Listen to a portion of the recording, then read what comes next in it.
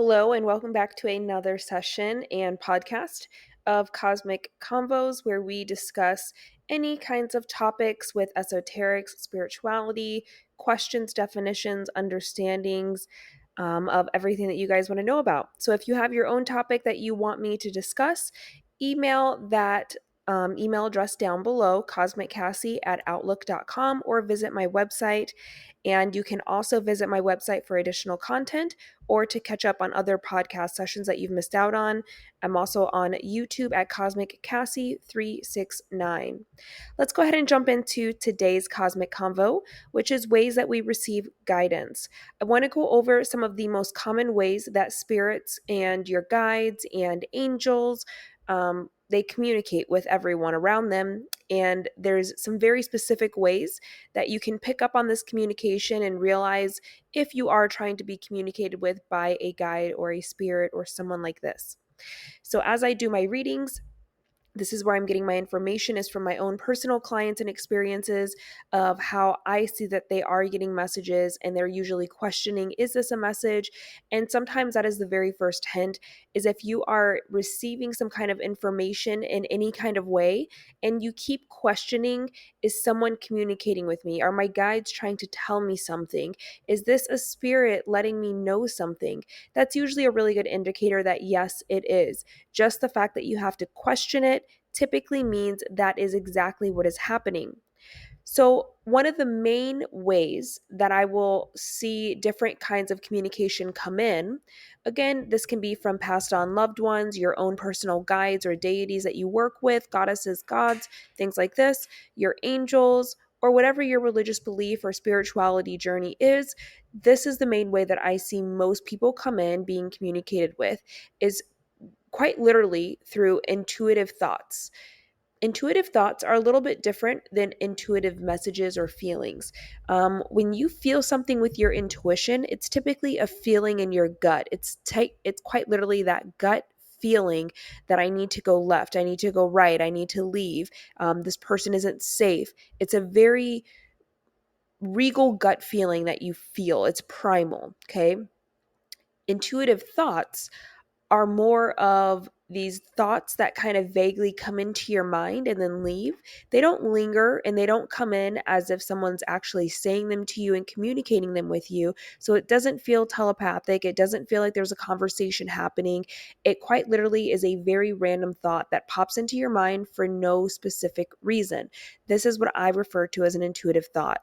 So if you're speaking with someone and they're telling you a story and they're telling you all about something and they're asking you to give them something, and all of a sudden, out of nowhere, without feeling like they're lying or even feeling the need to suspect this person of lying, you suddenly get an intuitive thought that pops into your head that tells you, I think this person's lying. They're using you. And then it goes away just as fast as it came in. This is the number one way that I see most times people are being communicated with if they don't have a direct and clear line of communication and they haven't really developed that skill. This is how I see most of them being communicated with. So if you're going throughout your day, you're going throughout situations, experiences, things like this, and these thoughts are popping into your mind and then they leave and it's your thoughts, it feels very much like your own thoughts, and then it leaves just as fast as it came in. And it's usually thoughts where you have no reason to have that thought. It's not something you were thinking about. It's not something that you are feeling you should be thinking about. It's not even something you were questioning or wondering. It's just a thought that randomly just kind of pops in. This is the first way that I see most people being communicated with. The second way is absolutely through angel numbers and synchronicities. This is something that I've talked about previously and I've written blogs on that you can always reference and read. A lot of other people have also talked about these two things extensively. One of the ways that spirits will definitely communicate, especially your guides, is they will send you repeating numbers and they will send you different synchronicities. So if you're wondering, and I'm using this example because it's something that's actually happening to me and has happened, is feeling the need like I need to move. I need to move and I don't know where I need to move. I know I want to move out of the country. I know the places that I want to move, but nothing feels quite right. So I sit and I wait for messages to come to me.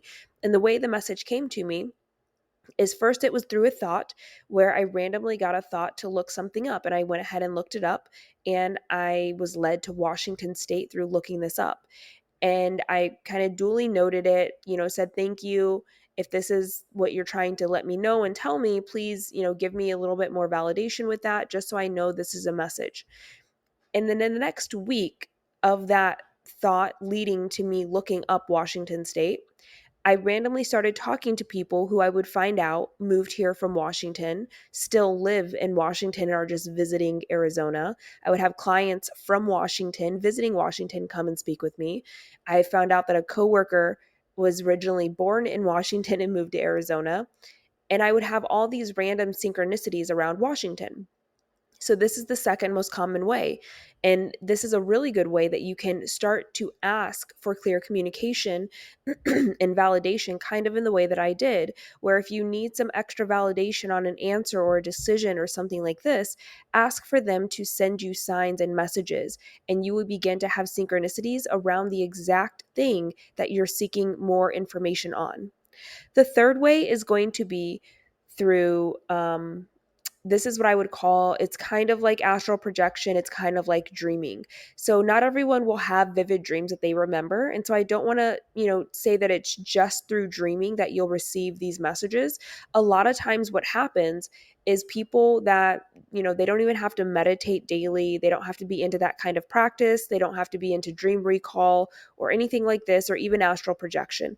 But what happens is people that haven't practiced these things and don't really pay attention to their dreams will have a very vivid memory of what feels like a dream, but they're not quite asleep and they're not quite awake. So it's almost like before they fall asleep, they're guided into a meditative state. So that way they can actually recall and remember the dream and know that it has significance. And before they fully fall asleep and have this quote unquote dream, they experience situations or messages, communication, signs through colors or numbers or significant locations, places like this, tastes, experience. It's like they get flooded suddenly with a very in your face message that's really hard for them to wake up and not remember, because again, it feels like these messages come in before the person is fully asleep to make sure that they will actually remember it. So if you've ever felt like you've spontaneously went into like a meditative state where you're asleep, but you're not in deep sleep, it's not a dream, but you can't quite understand why it doesn't feel like a dream when it should. That's typically what I'm talking about with this form of communication. And this form of communication usually comes in with people who really don't pay attention to those synchronicities. They really don't pay attention to those instantaneous thoughts that kind of leave. They don't really pay attention to the messages and the signs and things like this that are around them every day while they're awake. And so this is one way that spirit will choose to communicate with people who might be a little harder to reach in their waking state. And so they kind of get them to this meditative state to make sure that they remember the dream or they recall a specific piece of information from that dream. The last and final way that I'll talk about, this is quite literally being guided to see someone like myself, like a psychic or a medium, or someone who does spiritual work. This can even happen through feeling the spontaneous need to go and get Reiki healing when you've never really gotten Reiki healing. And in that healing, that person says, hey, I got some messages for you while I was doing your healing. Here they are. If they really cannot reach you, or there's a reason where they're feeling like you're very blocked and they're not able to communicate with you directly the way that they want, they will find a way to guide you into situations towards people that will relay the message for them. Now, this does not always mean those people are spiritual. This can be a stranger that happens to relay the exact message or answer or information that you needed to get through whatever you're getting through, or to have a deeper understanding with whatever you're needing. So those are some of the top 4 ways that I actually see a lot of communication happening, even if that individual is not into a spiritual practice or trying to actively communicate with their guides, spirits, angels, whoever it is.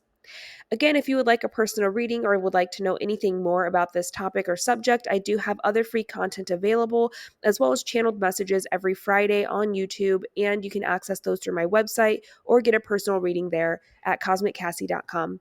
Thanks for listening, guys, and I will see you next week for the next podcast for Cosmic Convos. Bye.